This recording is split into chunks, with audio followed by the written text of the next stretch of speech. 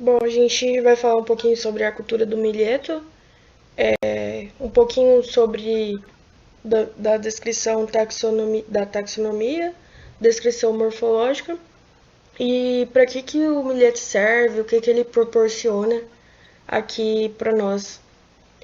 Nosso grupo é composto por Emanuele, eu, Leandra, Jonathan e Andrei Eric. Bom, a cultura do milheto é conhecida como Pinestum glaucum, pertence à família das gramíneas, é uma planta de gramínea cereal, cultivada como gramínea cereal, e ela é mais favorável em climas tropicais e subtropicais. O gênero, né, é Penistum e a espécie é Glauco. Pode passar. Bom, o centro de origem. Não se sabe por certo qual é o centro de origem do milheto, mas acredita-se que o berço dele é lá na África. E ele foi espalhado pela região ali do Zona do Sahel, que é na África Ocidental, e lá que foi encontrada a maior quantidade de milhetos em formas selvagens, ou seja, não domesticados, não a cultura que a gente conhece aqui hoje, que a gente planta para uso, né, de consumo, tanto para também para cobertura, como farelo para alimentação de animais, entre outros. Ok. Vou falar um pouquinho sobre a diversidade genética do milheto. A diversidade genética do milheto é bastante elevada, o que permite ampla de adaptabilidade em diferentes ambientes. Existem mais de 200 raças e variedades de milheto que são cultivadas no mundo todo. Enfim, como citado anteriormente, o milheto, ele foi pouco encontrado nas regiões do Sahel, a versão dele que não foi domesticada. E a versão domesticada dele é muito utilizada na alimentação, tanto humana quanto de animais. As principais diversidades genéticas que a gente utiliza dele são a raça Cankara Red, que é uma raça africana e ela é adaptada às condições do semiárido do Sahel e é usada como forrageira e fonte de alimentos na África Ocidental. A raça Filau é adaptada às condições de secas e é usada como forrageira e fonte de alimentos no México e América Central. E a raça Panamata, que é uma raça adaptada aos solos areno-pedregosos da Argentina e do Uruguai, usada como forrageira e fonte de alimentos. Enfim, o milheto ele é muito mais utilizado na região da África, América Latina e Ásia. Outras plantas importantes do mesmo grupo. Erva do sétimo céu. Falando novamente. Ervas que, do mesmo grupo. Plantas do mesmo grupo que são mais do nosso cotidiano. Que, como citado anteriormente, tem mais de 200 variáveis. Então, erva do sétimo céu, que é uma planta que é utilizada como forrageira e fonte de alimentos na África, América Latina e Ásia. Erva de cheiro, muito comum, é uma planta que é utilizada como erva culinária e como procedimento em pratos no mundo todo. Condimento em pratos no mundo todo. Capim limpo é uma planta que é utilizada como forrageira e fonte de alimentos na África também e na América Latina. Sorgo, muito utilizado também na nossa área, é uma planta que é utilizada como forrageira e fonte de alimentos também em África, Ásia e América Latina. A maioria dessas plantas são todas nessas regiões. E o milho, que é uma planta utilizada como fonte de alimentos no mundo todo.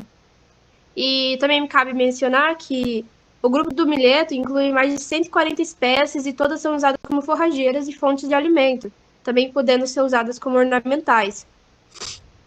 Eu vou citar algumas coisas que estão um pouco fora dos que a gente não adicionou no slide, mas que eu acho importante de serem citadas aqui. Calma aí. Deixa eu achar minha anotação. Depois eu corto no vídeo.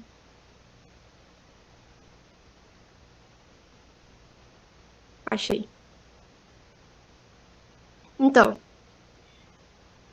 o milheto é uma forrageira de clima tropical e é muito utilizada nesse período, que além de ser útil na rotação de culturas, possui uma boa qualidade nutricional quando usada como rações para ave, suíno e ruminantes.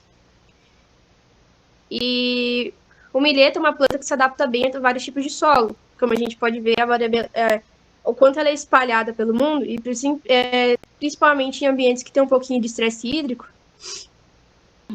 porque ela tem uma boa persistência em solo de baixa fertilidade e déficit hídrico, porque para vir em áreas como o México e a África, não poderia ser uma planta com muita exigência de água.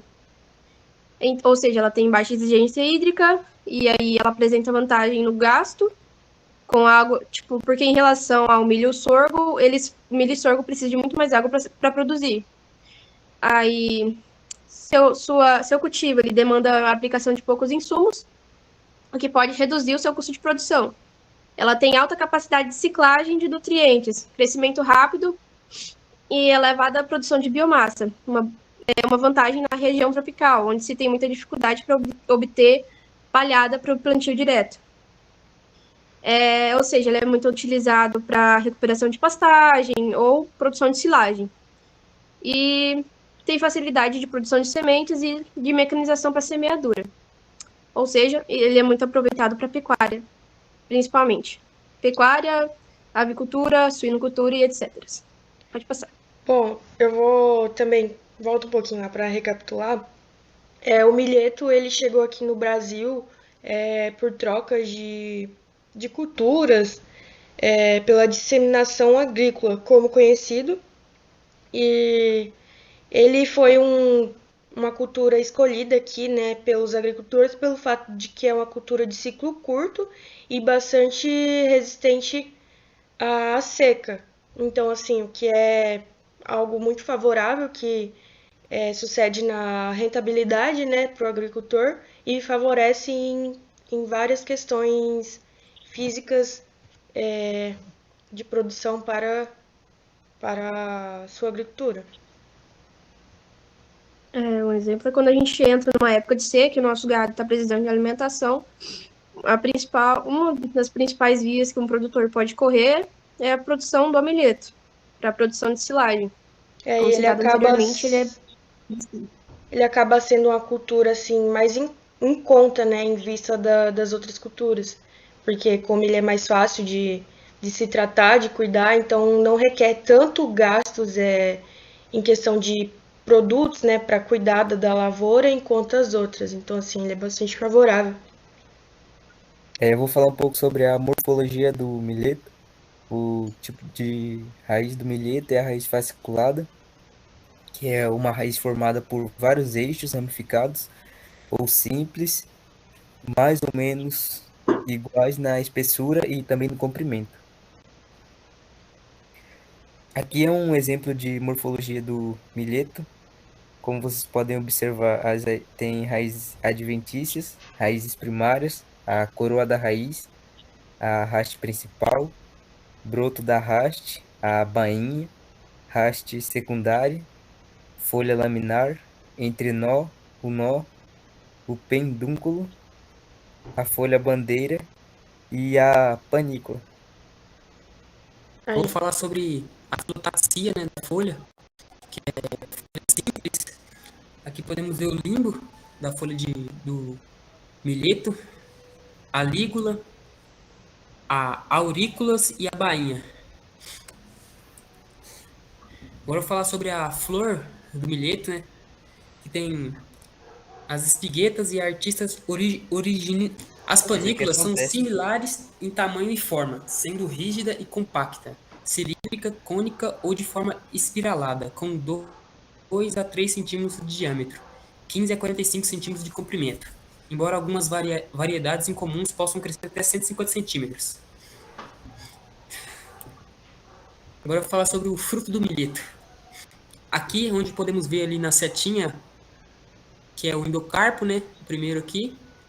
Aí o segundo, o mesocarpo.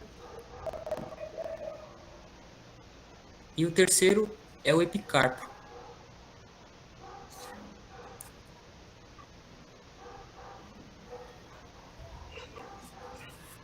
Essa aqui é igual aquela que eu mostrei anteriormente, a panícula. Enfim, a gente não conseguiu imagens muito próximas da flor para a gente definir exatamente quais são os órgãos da flor, órgãos reprodutores e etc. Mas a gente conseguiu identificar a panícula, o pedúnculo e a folha bandeira. Fotos tiradas do IF. A gente não vai aprofundar muito em principais pragas ou doenças, mas a gente tentou trazer um pouquinho, por via de conhecimento, as principais pragas que atacam a cultura do milheto. Que a gente tem cada etapa, e também cada parte pode ser atacada por uma praga diferente, como a gente já tem conhecimento. Algumas pragas atacam apenas em alguns estágios fenológicos da planta, mas pragas de sementes e raízes, que é mais nos estágios iniciais da planta. São o bicho-bolo, corol, pão de galinha, o Dialoboderus abderus, ou também a larva arame, Conuderus melantopus. A praga de come-folhas é a lagarta elasmo, Elasmopalpus lignocelos. Lagarta do cartucho, que é muito conhecida, né? Que ela ataca a maioria das culturas que a gente trabalha, que é a Spodoptera frugiperda. E o pulgão verde, Ischiasanthus gramino. E pragas da panícula, que é a parte da flor, onde é gerada a semente, né? O grão. Que são os percevejos, Nesara viridula e Piezodorus guildini. Guildini. E a lagarta do cartucho e lagarta da espiga, Spodoptera frugiperda e Helicoverpa. E também, para finalizar, eu gostaria de ressaltar que o milheto ele não é utilizado apenas por causa, não é buscado apenas pela produção de grão dele. Ele também pode ser muito utilizado para produção de forrageiras, principalmente na rotação de culturas, porque tem muita gente que pensa que ele só é utilizado por conta dos seus grãos que podem servir de alimento e etc. Mas não, ele também pode ser usado apenas como gramínea forrageira para estar aí protegendo o solo e recuperando os nutrientes do solo.